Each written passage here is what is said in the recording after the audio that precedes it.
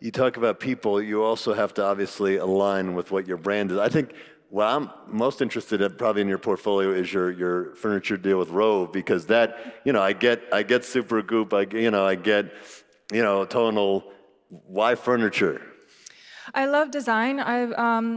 I love design because I don't like many things, and I think the toughest things to design are the simple things, because it needs to serve many different purposes. So I've always had this yin and yang, a Japanese also philosophy of being calm and having a space that inspires you, not through having so many items, but through having things around you that are beautiful to feel and touch and to work with and to look at.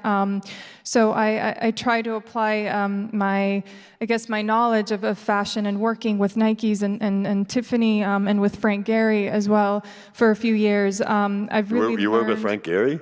I worked with Frank Gehry, yeah. So Frank Gehry was like, I love architecture. That's kind of the design area that I was really fascinated by. And as a young girl, I used to... So did you call him up too? Or I didn't call him up, no. He liked hockey more than he liked tennis. I love Bilbao. Hey, it's Marie. What's going on?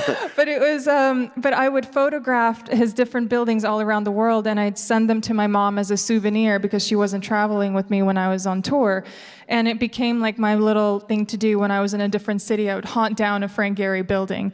And then when I started working with Tiffany, he had a collection with them, and I got to go to his studio, and we worked on a pair of earrings together, and he shared a secret with me, and he had this little collection of what looked like hearts as part of the collection, and he says, "Let me tell you a secret." And I was like, oh my God, Frank Gehry's telling me a secret.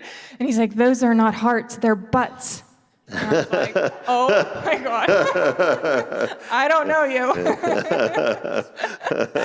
Well, I guess now everyone knows. Sorry, Frank. The secret's that.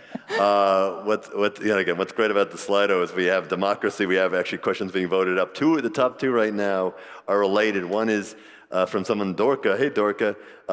What's the biggest challenge you're facing now? And a related question from Joe Brown is the decision you regret most as an entrepreneur. The toughest, I'd say, when this transition in my career and in my life, I did this one thing for 28 years of my life. And it's so, when I retired in 2020, I had many people and friends, and actually people that were quite close to me, they'd come up and say, oh, you're going to be even better in your next life as you were, in this previous chapter. And I said, you know what? No, I actually don't know. I have to work on it. I have to prove myself, because it took me years, more than 15 years to get to a professional stage. So whatever it is that I continue to do in this chapter 2, I guess it will just take time, because it takes time to educate yourself and to learn and to be better, right? To be more professional, to be more knowledgeable.